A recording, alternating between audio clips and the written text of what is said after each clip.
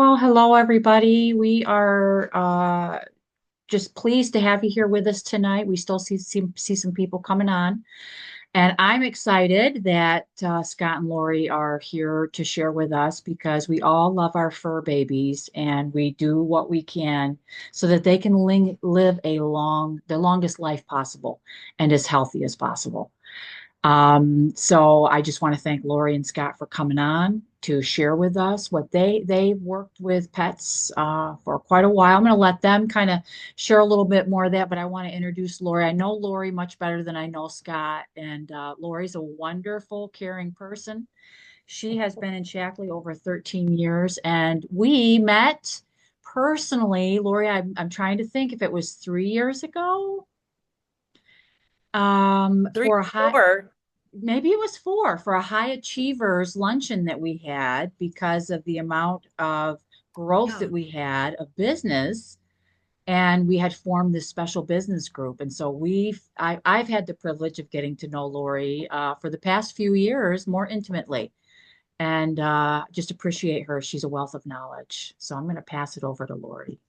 Oh, well, thank you. Thank you, Marcia. It's really our honor to be here tonight. And as Marcia said, my name's Lori, and I'm gonna share my screen and give me just a second and make sure, hope if we're lucky, it's still lined up. Oh, and look at that. I'm assuming you can all share my screen. So I'm here with my buddy Scott, and we're very blessed to get to know each other. We live all over the country and work with different people and getting to share some things that help us help our fur babies, our feathered babies. And so we will have some time at the end for questions.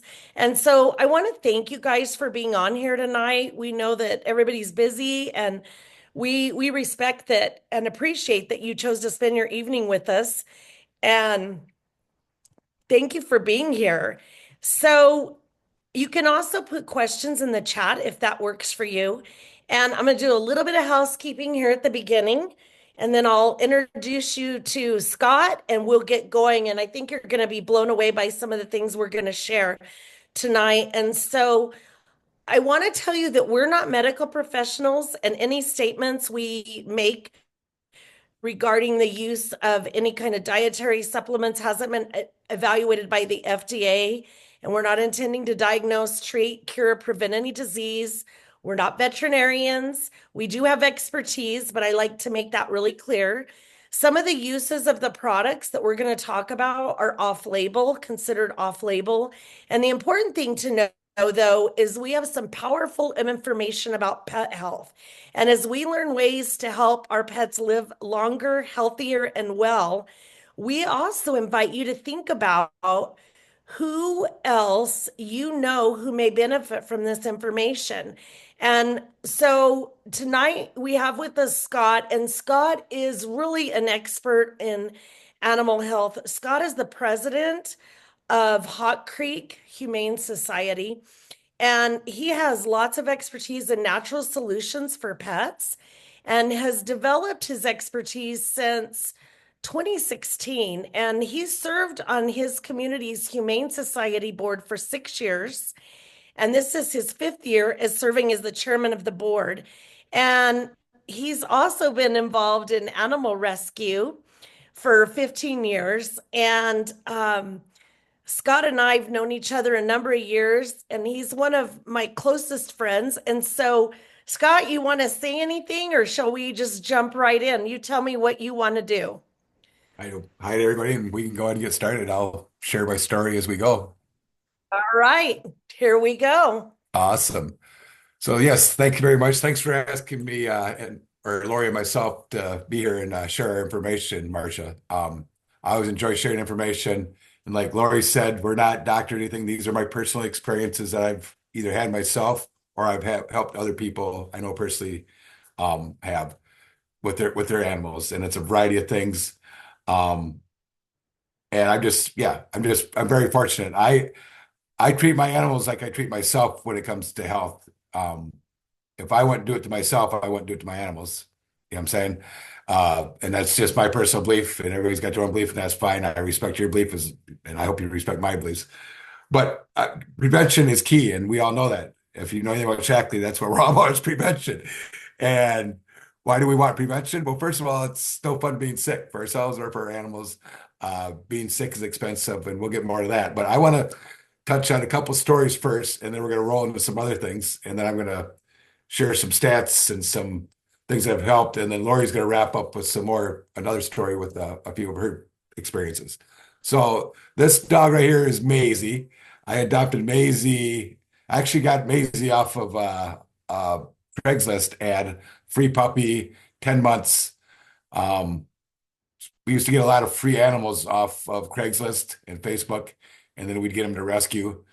Um, I'd probably have at least 100 dogs do that. A friend of mine kind of got me involved.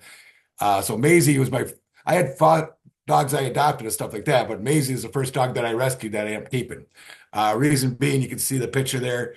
The guy literally pulled up, handed her out the window at a Super America and took off and got home. It's like where her legs aren't right. You can see that in that left picture there. And then she also had ringworm. I was like, well, this isn't kind of weird in her head. So took her to the vet next day. So her legs, I'm not even gonna try to pronounce the whole name, but if you put Pano, P-A-N-O for dogs in Google, you can get the full name. But basically, her legs were growing too fast for it to keep up with, and that's why she got the crooked legs like that.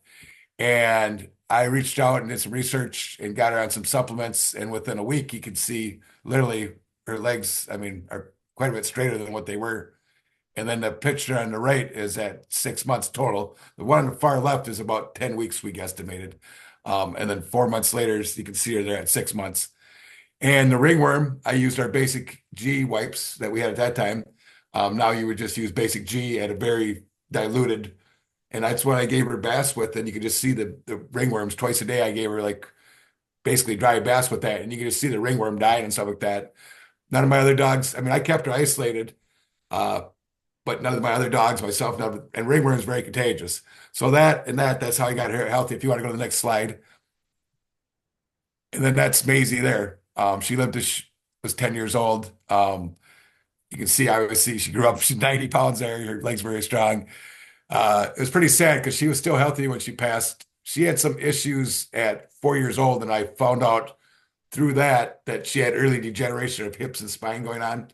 So at that point, she had been out of base. I got her basic things we'll talk about later, daily supplements. And then literally within like an hour one day, she went from walking to not be able to walk. And it was sad. And basically over the years, even though I kept it at bay with supplements, it's still a lot of arthritis got into her spine. And so her body literally grew bone around the soft tissue to protect it, and which ended up paralyzing her. So at that point, the quality of life, I had to help her go to the bathroom and all that. And so it was sad there, but she lived a long quality life because of that. And she's 3/4 Great Dane and a quarter boxer. Their life expectancies are usually 6 to 9 years max. So if you want to go to the next page.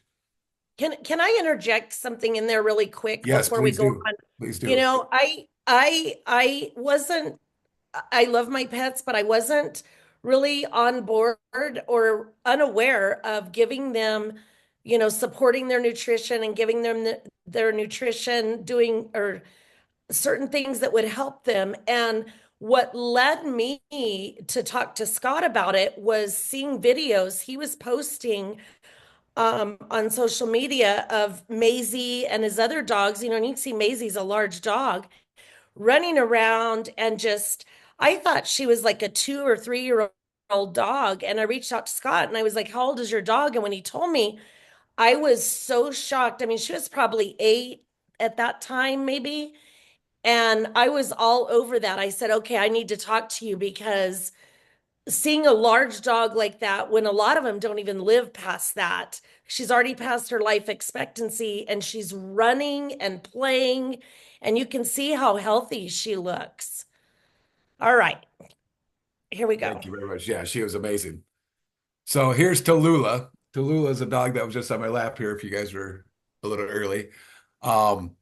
Tallulah was found, they were guessing about 10 weeks old as well, I believe, or I'm sorry, 10 months old. Um, Somebody left her inside of a storage area where they have garages and buildings and they had fenced in. Somebody left her there. She had severe mange. This is the first day that she was at the shelter that I I work with.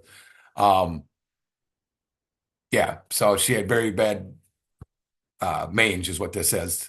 Um, she couldn't even walk on her pads hardly. So if you want to go to the next page, so that's a few days in. If you want to go to the next page, we're just trying to give you the progression here.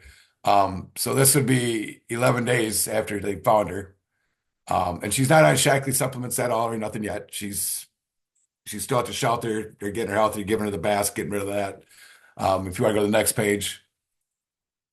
So here she is, October 25th. She's in foster now. You can still see, still got some spots and things like that. If you want to go to the next page. So her foster has a dog named Leonard, and Leonard also had mange, and they've got him healthy and adopted. And they would have adopted Tallulah, but they just retired and they want to travel, and it just didn't work out. So I was blessed enough to get to adopt, or they reached out to me. She was a celebrity. She was all over Facebook and internet, and because of her condition and how she'd grown and stuff. Um, so they reached out to me because I had lost a few of my dogs because of age and things like that, and it just worked out the timing wise. And so I adopted on November 7th. If you want to fast forward again. So this was in Christmas at my parents' house on the left, and this was actually 2 days, or actually yesterday at the Bethesda Assisted Senior Living Home nearby. She's got such a calm demeanor. They did DNA test on her. She came back like a super mutt. She's got all kinds of stuff. She's just a phenomenal dog. And I mean, they thought for sure that some of the stuff would never heal. And people are just blown away from what she looks like, from where they got her, from where I've taken her now. So she's a very happy dog. So if you want to go to the next page. So thank you for letting me share that. I just wanted to give you the wow factor, and so you can see how much difference nutrition can make. And I've got so many stories over and over. It's sad, but I tell people my dogs get better nutrition than probably 90% of the human beings out there. So, and if you're with Shaklee, you know what I'm talking about. You guys are in the 10% that they don't, because you guys get better nutrition overall. So anyway, I just like to point out it's the same thing with humans, basically, as far as the market is just huge. I mean, people spend more money on their kids and their pets than they do themselves. We know that, right? Everybody agree? I mean, especially if you're a mother, you're the last person you're worried about is yourself in most cases. So this is a market right there, and that's 2019, estimated to be over $800 million by 2027. If you want to go to the next page.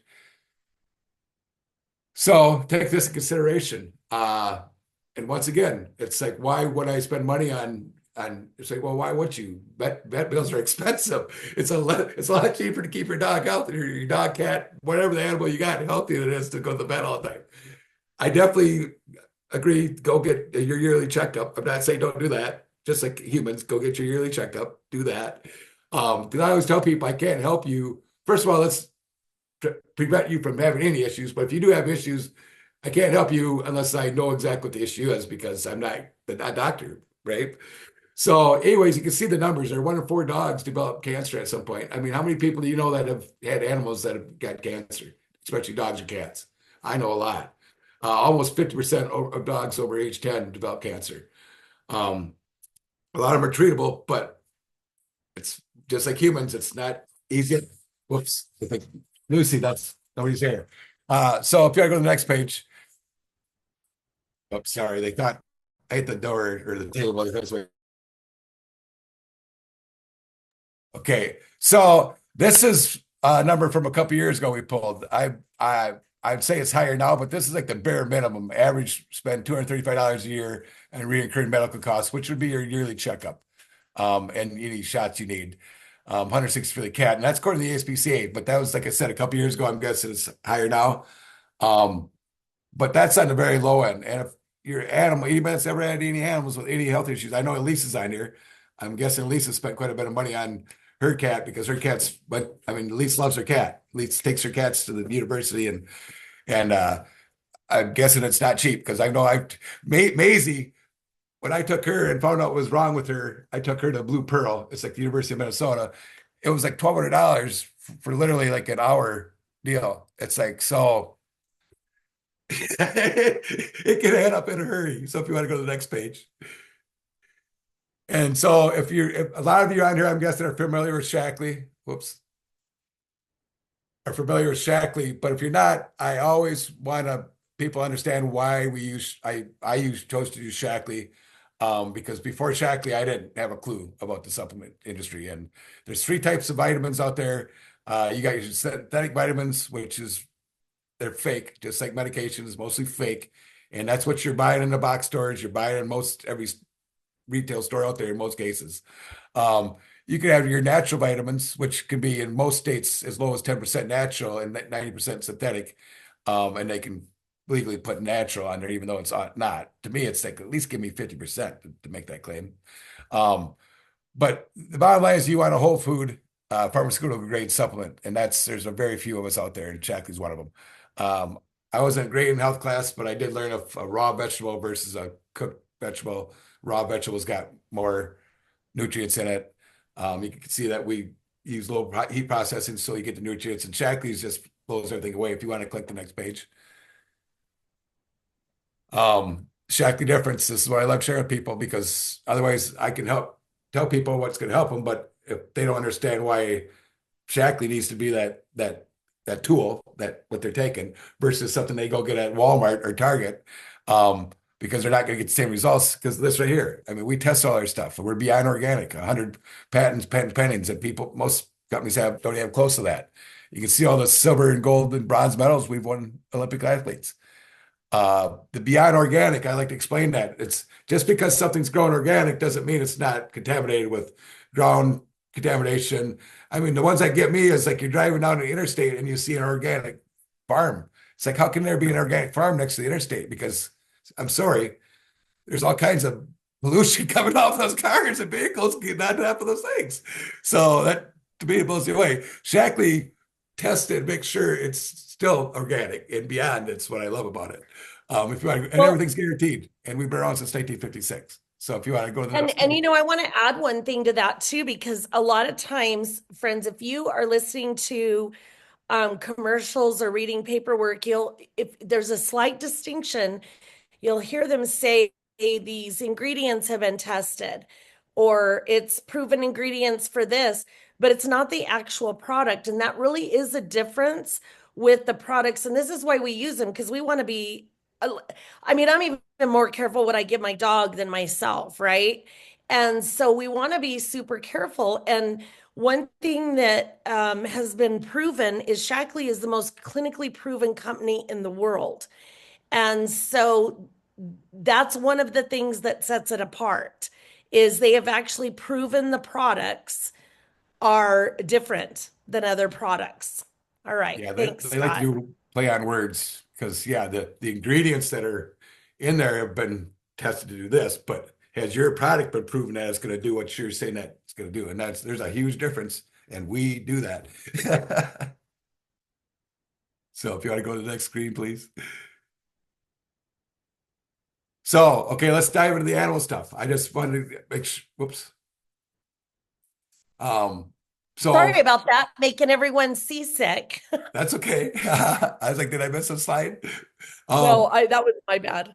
So I always fed kibble. And then Phoebe, the first dog I adopted when I moved over here to Wilmer back in 2006, she lived to be 12 and a half. She's a rat terrier, 13 years old, about 8, 9, and she got like a hematoma on her side. It was and we couldn't do nothing.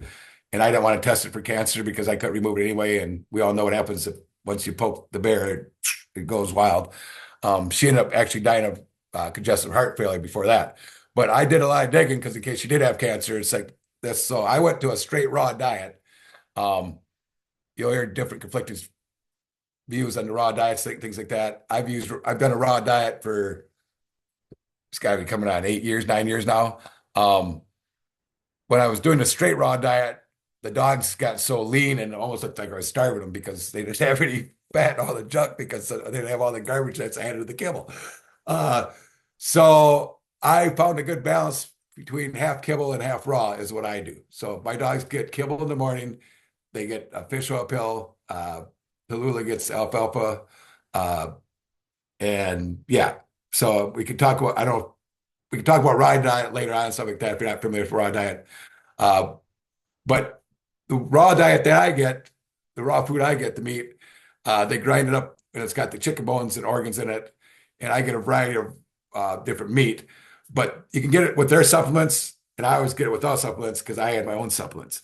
So diet, daily exercise, and supplementation is where I'm at. If you want to go to the next screen. The other thing too is I really push for people, whether you have animals or not, but especially if you have animals or kids, it's like there's a reason that there's so much cancer out there.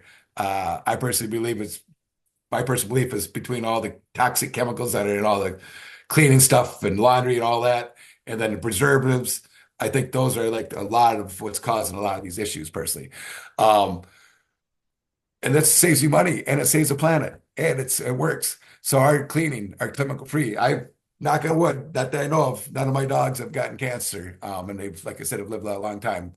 Well, and this is one of, and I think you'll agree with this, Scott. This is one of the easiest ways to start addressing your pet's health. Because if they're licking their paws or you hear people talking about their itchy skin, their animal has itchy skin, or a lot of animals have thyroid issues. Well, a lot of the things we're exposed to in our homes, including our animals, are endocrine disruptors. And so this is a very simple thing to do because you're already probably cleaning, you're doing laundry. If you just make the swap, it makes such a difference.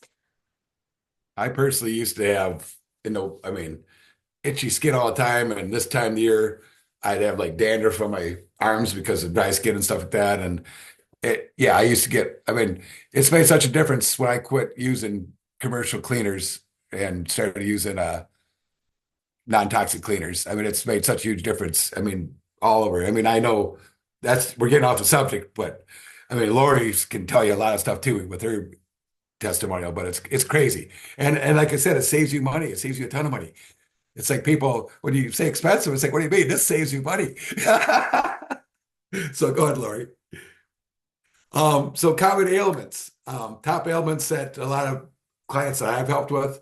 I've been with Shaklee 20 years. It's been my primary income since 2011. And I've been doing rescue, she said all that, but I also have a dog sitting business since I work from home. I do it through Rover. So I've been blessed. I've had a lot of experience with a lot of different dogs, breeds, on and on and on. I have a lot of clients that have come in with food issue with different issues, and this is where I'm compiling all this. So just in case you're wondering my background, it's like, well, how do you have experience with all this? I had 12 dogs at my house last weekend at one time. So, and then all the rescues and stuff through. So yeah, I like to share stories as I go along. So the joint issues, obviously that's one of the big ones. Skin issues. So many dogs with allergies and skin issues, just crazy. Liver failure. A lot of dogs have liver issues. Obviously cancer, the congestive heart failure is another big one. So if you want to go to the next page. And causes, it's the same thing that's health issues that animals have, same reason humans do. Most of it starts in the gut. We know that's where a lot of health issues start, but inflammation, high liver enzymes, like I said, a lot of heart issues out there. That's what's the number one killer of human beings is heart disease. Immune issues, they have a lot of autoimmune issues as well, and then digestive issues. So if you want to go to the next page. So we're going to go through and kind of hit different categories I just mentioned. Lori, please bounce in anytime you want. Inflammation, and it can manifest into arthritis, joint issues, allergies, skin issues, coat issues. Suggestions, solutions. basically things you would use for yourself, Mhm. for your animals as well. Alfalfa, we know balances your pH balance out in your body. It's also great for inflammation. It's great for arthritis. It's good for so many things. Alfalfa's got digestive enzymes in it as well.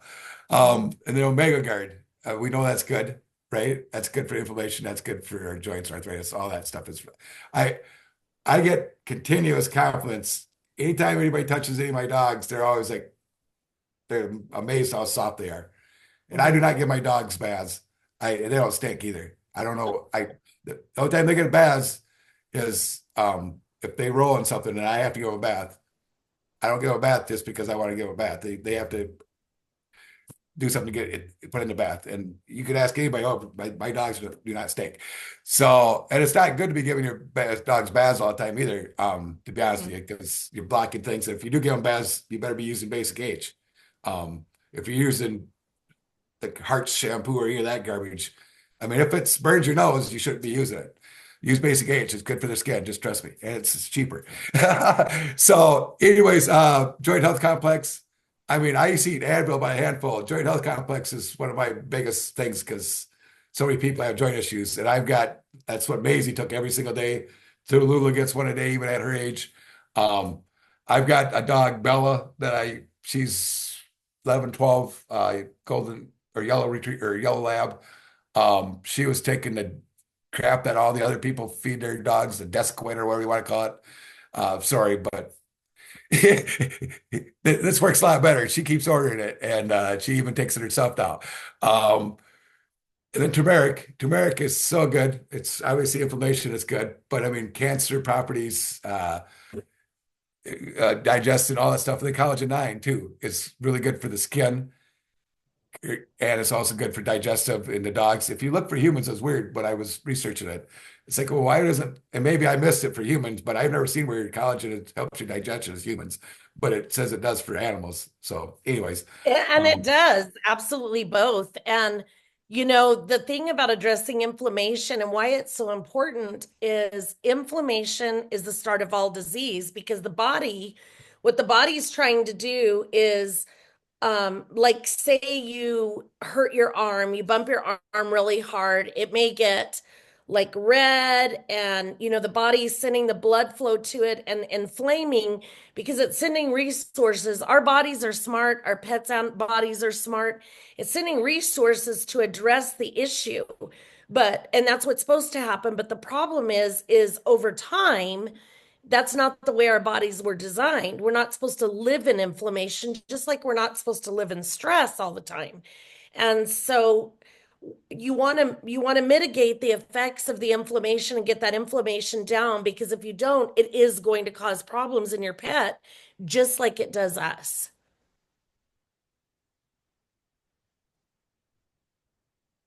so I've had humans too, but I've had so many uh, animals, usually dogs, uh, with high liver readings and enzymes, and sometimes the medication gets it to a certain point, but never usually does the trick. And I get them on this, and I've even had vets because I say the same thing. If they're worried about it, I tell them to ask their vet, just like a human being. If you're worried about it, you need to ask your farmer. I recommend asking your pharmacist first because they probably have a better idea than the doctor if something conflicts with a supplement. But yeah, and then they get on there and then their liver levels go down. It's just awesome because liver, I mean, you think about it all with us too, it's like we all should be taking liver detox. I'm sorry. We need to filter our liver out. We only have one liver. So, and then the fatty liver too, the diet, the low fat. I mean, that's the raw low fat. So that helps right there if you do raw. And then like you can see the up there too, as far as can manifest into liver disease, poor appetite, vomiting, and easily diagnosed through blood work. So do you have anything on this, Lori? I haven't had any personal experience with the liver other than myself. I not with my pets, but you know, it is important, you know, as you said, to be thinking about taking care of the liver because we're exposed to so many toxins, whether we want to be or not. And I'm just gonna make sure in case I forget to mention this later, is I don't give my dogs a liver detox every day. The only thing they get every single day is a fish oil pill, and then I give them some greens on their raw.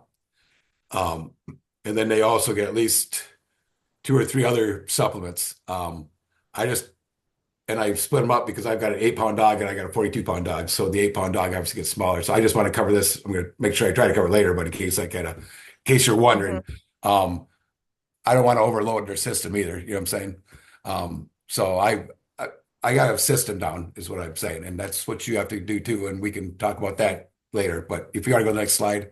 Well, and just like a person, sometimes you want to start slow, or I always err on the side of caution, especially with the animals, starting slower. Sometimes you do that with people too, but with the animals, slowly introducing it. And when I come to Lucy's regimen in a minute, like I started her with 1 drop. She weighs 5 pounds, 1 drop of liquid Leah because she's 5 pounds. And then I worked my way up to 2. So, and then I added in some other things over time. So I had two dogs with congestive heart failure. Phoebe, the one I mentioned earlier, and then this is Lucy here.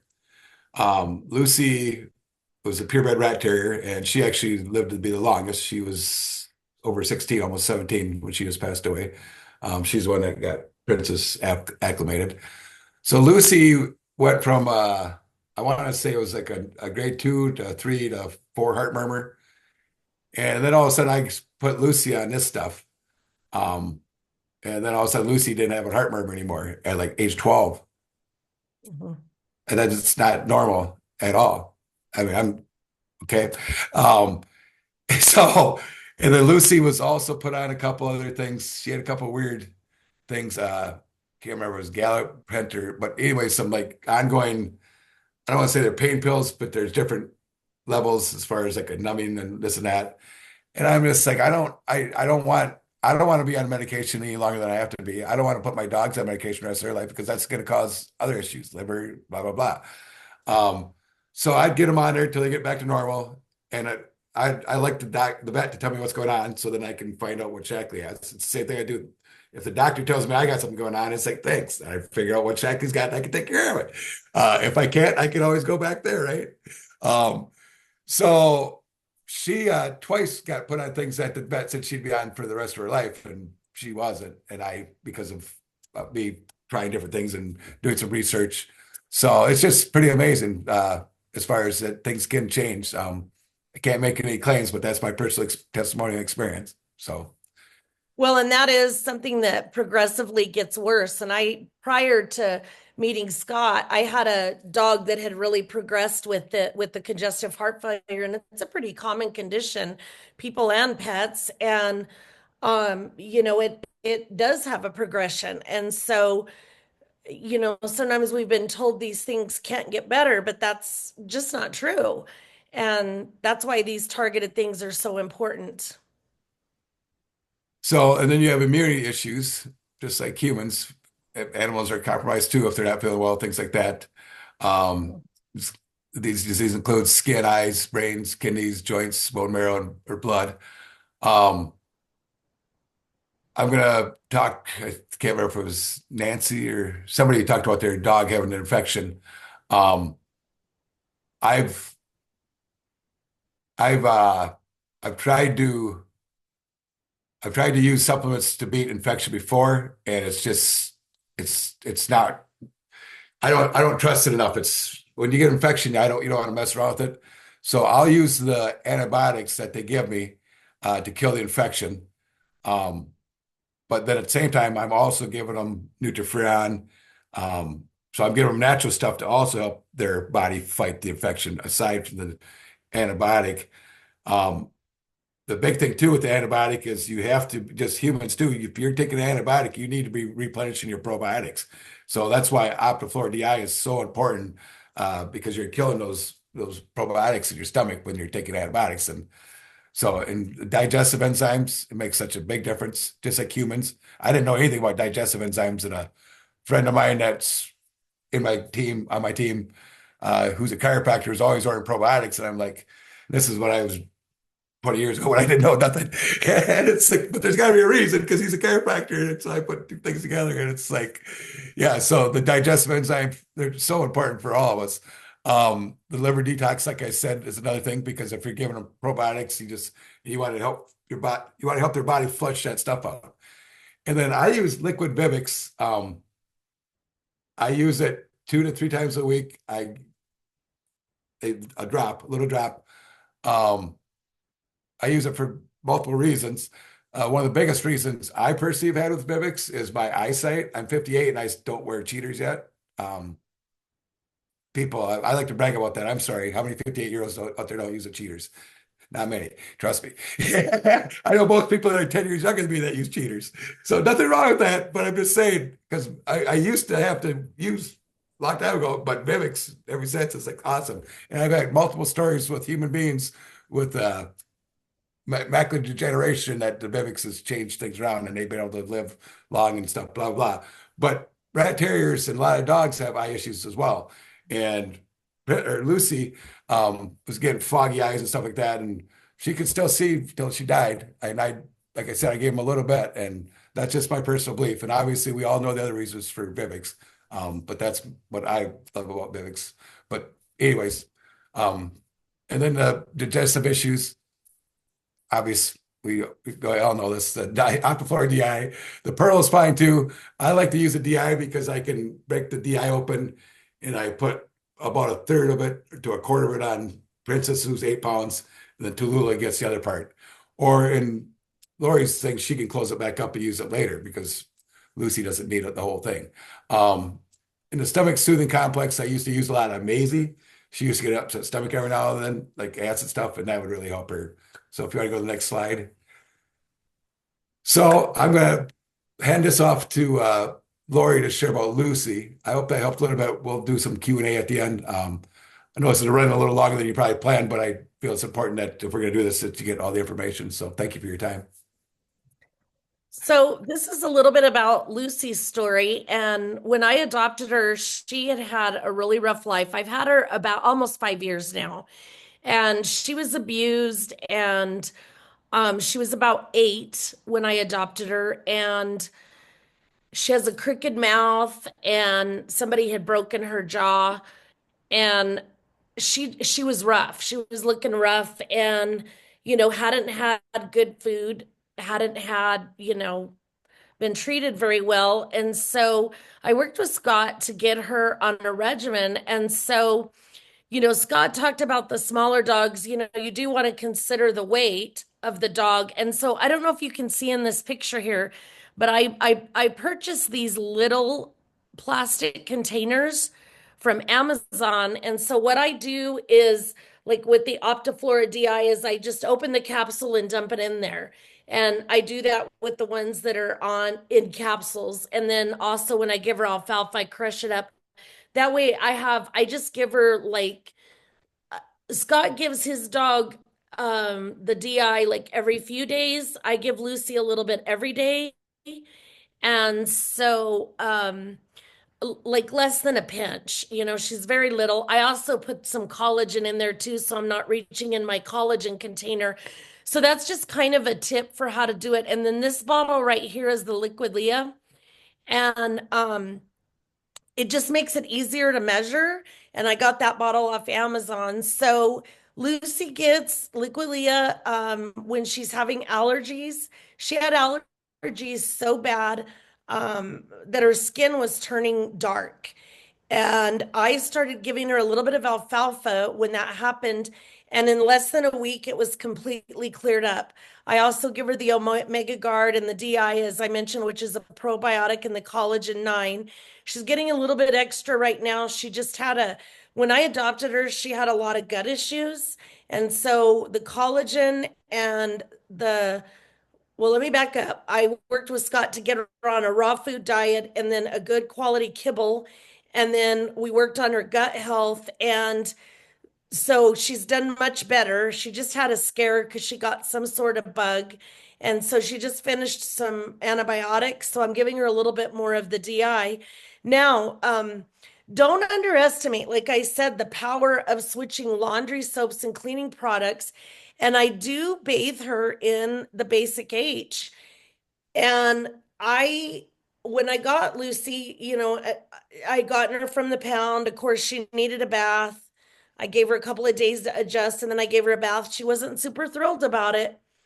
But now, like, I can literally say to her, do you want a bath? And she comes in there and is like excited to get a bath.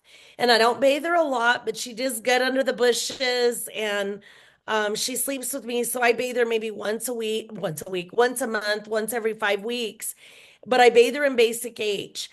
And she loves it. And I don't use a lot. It's concentrated. It just calms her skin, gets those allergens off. And she is, uh, I don't know how else to describe it. It's pH balance, so it makes a big difference. So it's made a big difference for her. And then a lot of you know I have chickens, and so some of you may or may not know, there's two versions of Basic H. Basic H2 is okay to bathe them into. You would just use a tiny, tiny bit. Though I typically use the classic Basic H because I use it for so many things. Um, this bucket has lasted me years. So one thing I learned is Basic H can be used, not the Basic H2 that's in the smaller bottle, but the classic Basic H can be used in, to actually treat animals and treat parasites. So in two ways, it can be put on them topically, which I think, like bathing a dog in Basic H is going to help. But like with the chickens, I put a couple of drops in their water.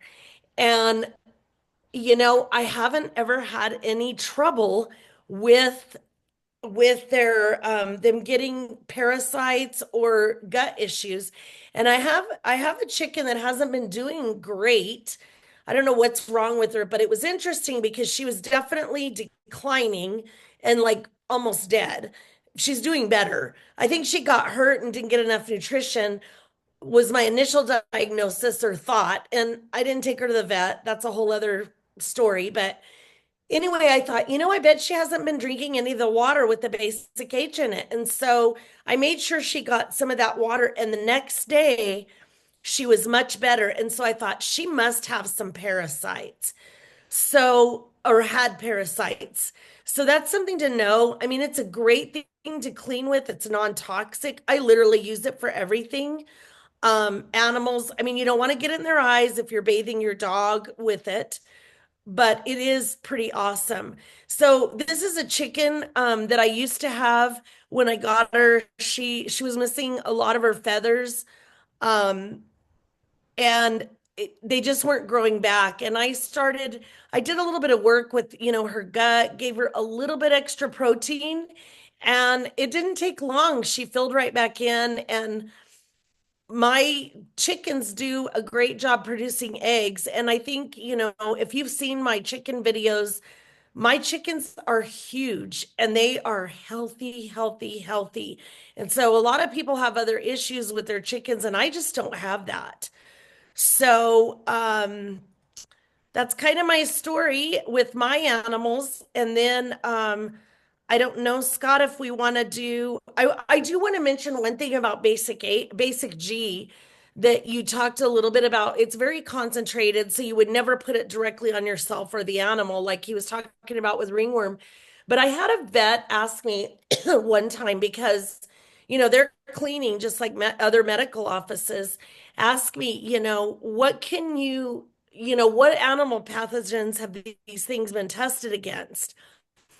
And so Basic G has been tested against like feline leukemia. It even kills rabies. And so it's a good thing to use. You want to be mindful, obviously, with it, but it is very good. It also, I understand, kills parvo. So I want to say this before I turn it back over to Scott, open it for Q&A. If you have further questions, or, please get back with the person that invited you to either watch the recording or invited you on this live call. All right. So, do you want to open it to Q&A, Scott, or? Yeah, I was gonna say I've got to call at 7, but I got at least 12, 13 minutes if people want to. But I was gonna say one thing too is I know we talked mostly dogs and then chickens. That's because that's what I've got. I've helped a ton of cats too. I've got a lot of friends with cats, and it's mostly the same thing, to be honest with you. I've got cats that just love alfalfa. It's and ones that lose their hair and use that and grow back. So I can talk cats too. I just a lot of the stories are dogs because that's what I have. So Somebody in the chat asked about a rough idea of poundage and kind of amounts. So I appreciate Lori sharing what she did about her small dog, but maybe you can kind of give us an idea what you've done. yeah, it kind of depends on what. Well, first of all, obviously the weight, and then what you're talking about. If you're talking, I mean, I give Lucy, or I keep saying Lucy. I had a Lucy and then you're Lucy. Princess is 8 pounds. I give her a whole Omega Guard every day. Okay. And I give it to 42 pound an Omega Guard every day too. But other things I would not give her a whole one of ever. So it kind of depends what it is. Alfalfa, they kind of say one, it's different what you hear, but I go one for every 20, 30 pounds. I'm like Lori, I like to layer things in slowly because I don't want to overshock their system or things like that. Yeah. Because overshocking their system usually means you're picking up loose stool, and I don't want to do that. So, Yeah. so I don't know if that answered your question, or if they have a specific question with a specific product, I can answer it more directly towards that. Okay. Yeah, yeah, that was me. I have a couple questions. The border collie is about 59 pounds. He's the one with the infection, and we are doing antibiotics.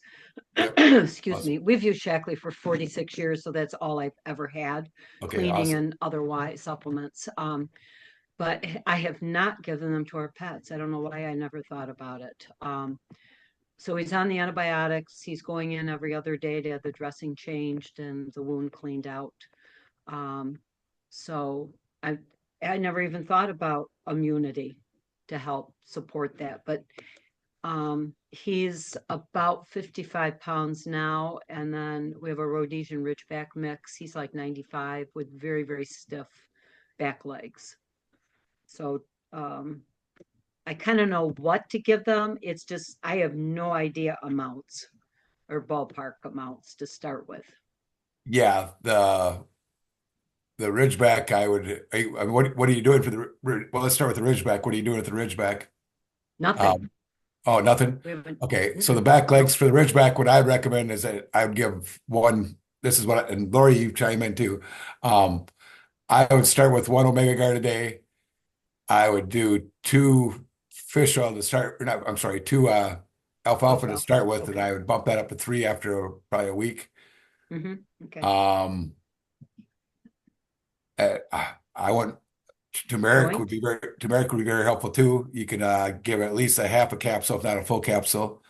Um, and then Joint? I would give them. I mean, they all should be getting the digestive enzymes and Optiflora, and they're both big enough they could have a whole one. To be honest with Okay. you, Okay.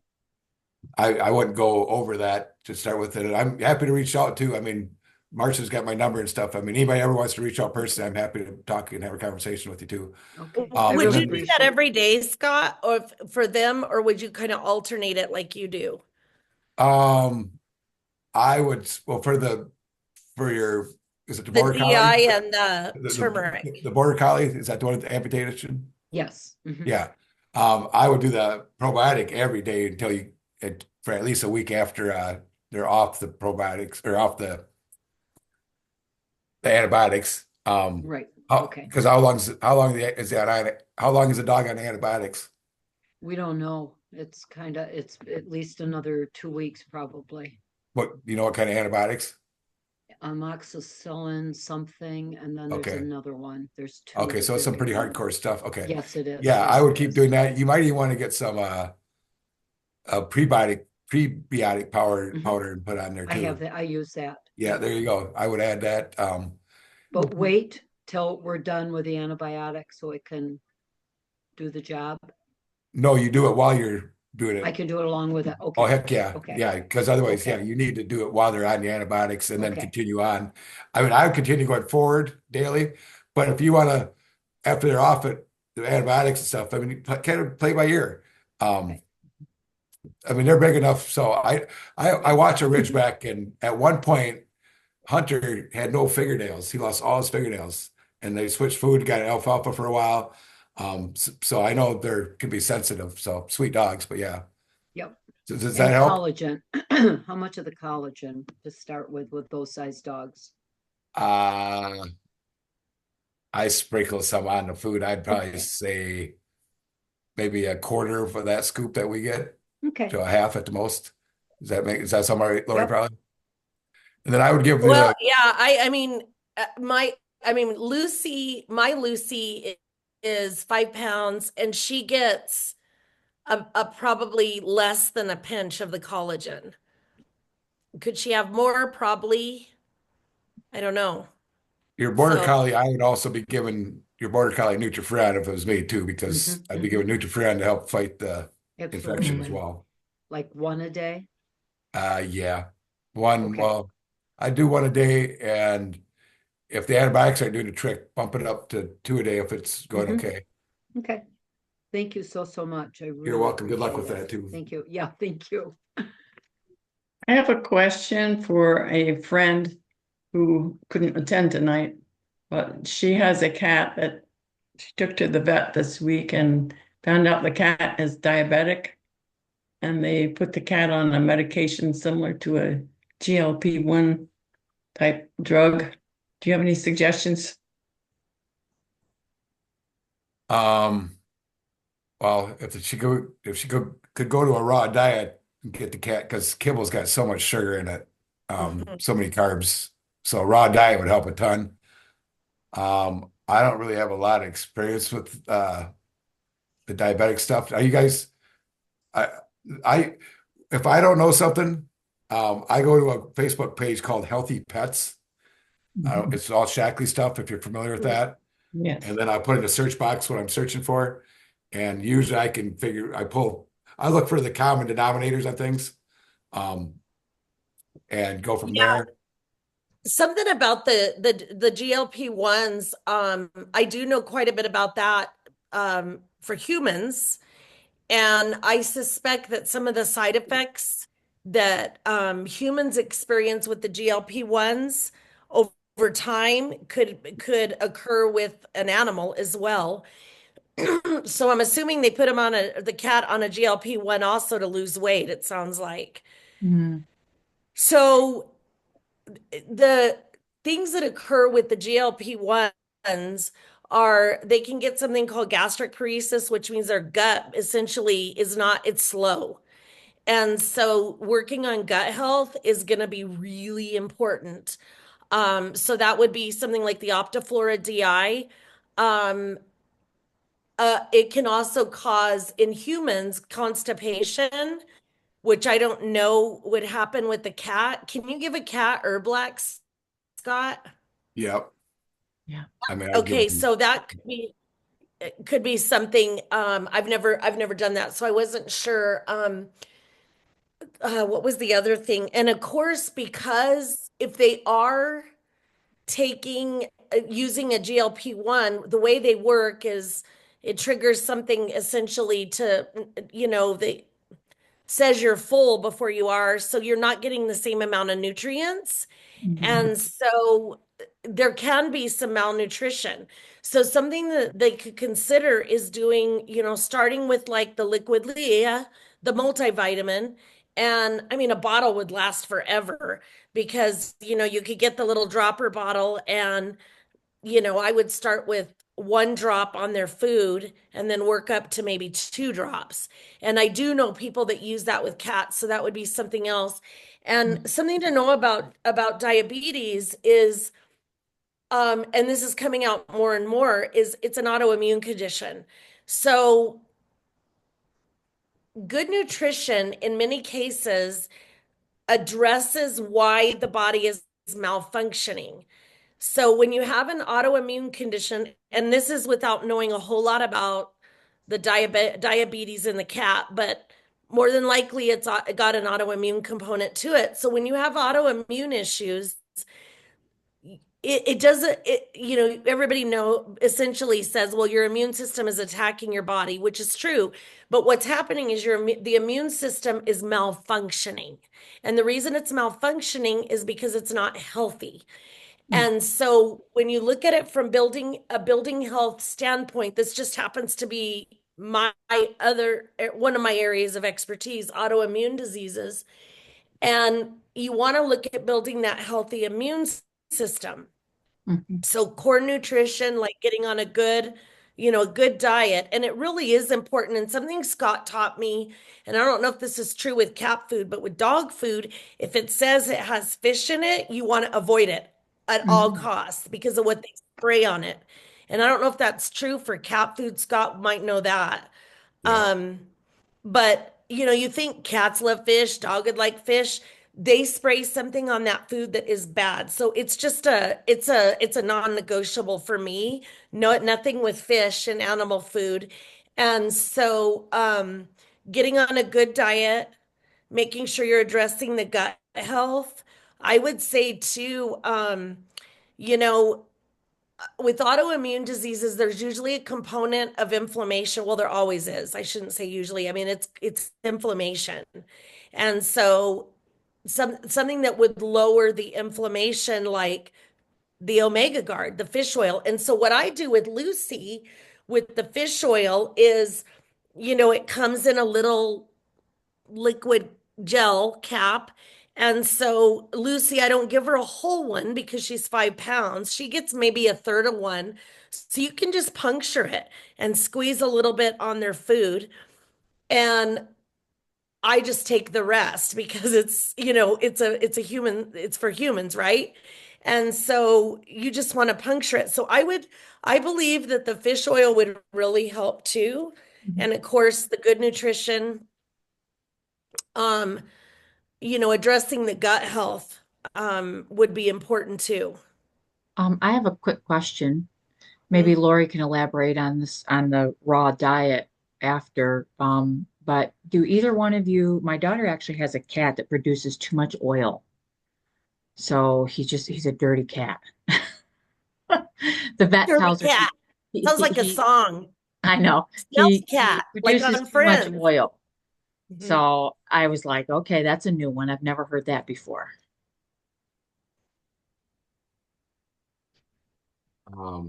This is like it's on the fur. Yeah, he's just dirty because he produced just too much on it with his fur.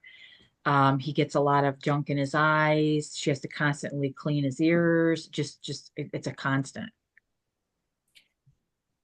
I know what I think, but I don't know what if you want to say anything, Scott. No, no, go ahead. So I would suspect that there could be some sort of like candida overgrowth. Okay. And so I would say working on the gut, and uh, I would suspect that this is also some sort of hormonal issue as well. Um, so I would make darn sure that the chemicals were away from the animal. And I would be really mindful of like chemicals that the cat is around. And I haven't had cats in years, so I don't know what the options are with good cat litter, but I'm sure there's better cat litter than I Mm. used back in the day before I knew any different between Great Value. I mean, my God, I used to feed my dogs Old Roy because it was cheap. I mean, I know better now. I know, Scott, don't hate me. Um, that was years ago. Um, and a good diet. And I want to come back to the raw too for just Yes. a minute because Scott is lucky because he has a local, or he's fortunate he has a local place he can get the raw food that's ground up with the bones and the organs and all that. I don't have that where I live. So I have a raw diet, a raw food that I can get at it's kind of a fancy pet health store, and it's little nuggets, and I can pull it up and actually show you what it looks like. They are little nuggets, and you can actually give it to it's a cat and a dog food. So I don't know if it's widely sold. Let me see if I can find, of course, So Scott, do you my go to a butcher or a meat place? It's actually not local per se. It's 2 hours away, but it's called Woody's Pet Deli. There's three of them in the Minneapolis-St. Paul area. I don't know if they're nationwide or not. There are a variety of raw ones you can order and get shipped to you and things like that, but it can get fairly expensive. Sometimes people want to make their own, but it's like when people tell me they want to make their own cleaning solution, it's like, well, Basic H is still cheaper and a lot will work a lot better, and it doesn't take any time. So that's fine, but it takes a lot of time to do all that prep work too. So so I get it from Woody's Pet Deli, it's called, and they've got like probably 20 different kinds of meat from rabbit, venison, every pork, all kinds of stuff. So this is the kind of food that the raw food I feed Lucy, and it's called Steve's Real Food. It comes in little nuggets, and so she gets like 3 nuggets a night. And of course, you treat it like raw food. There are people, like Scott said, that make their own food. I can't, I'm not going to do that. I mean, I would if I had to, but that's been a good option. And then interestingly, I think it's important, it's worth noting, a lot of the foods that you hear promoted um as higher quality pet foods aren't necessarily higher quality pet foods. They might be better than Old Roy. Sorry to shout them out, but I will tell you what I feed Lucy. It's called Taste of the Wild, and I get it at Tractor Supply. It's been a good kibble. That was what Scott shared with me was a good option. So some of the ones that you hear about aren't necessarily the best. Mm. So Any other name brands or any other brands you would say with dog or cat food that you know of are good? To elaborate quick on what talked about fish is, yeah, I found out too that they don't even like cat people don't even like to buy the fish because of all the mercury, which makes sense. After I thought I was like, I should have knew that, right? Because of our fish oil. I mean, so that's another reason. Not the preservative is the main reason because yeah, we all know. I just cringe. I had somebody that brought their dogs and they had the big pump of salmon oil, and I just cringed because it's like we know, right? That's the thing with fish oil. If it's Yeah. exposed to the air, it oxidizes, correct? And goes rancid, correct? Okay, we all know this. So if you're gonna have fish oil just sitting out, not encapsulated, it's gotta have some preserve, otherwise it's gonna be nasty and bad. So, but yeah, I've switched around. Um, I've been using Taste of the Wild for a long time. I use the venison version. I'm sure there's better ones out there. There's worse ones. That's just what I've found good. Um, I mean, I'm not trying to be mean, but like, there's a lot of ones away. I tell people there's more that I tell people to stay away from. But I mean, like, I always tell people, I'll guarantee you, Sam Walton did not feed his dog Old Roy because that's where, yeah, Sam pet his dog better than Dad. Old Roy was his dog's name. That's where it came from, Old Roy. yeah. So, I mean, you can do research, but a lot of the problem with the research is it's the same thing as if you research vitamins. It's basically who's going to give me the most money to say yours is the best. You know what I mean? It's like when you're looking at a list of the top vitamins and Shaq is not included, it's like, well, then you're not listing the top vitamins because we would be in every list. So you kind of got to look at the source too sometimes when you're looking at the reviews, is what I'm saying, I guess. A lot of people do the dry pro stuff, and you put water in it and it expands. I know a lot of people love that too. So Hmm. Okay. It's good to know. any other questions? I'm going to move my computer over to the charger while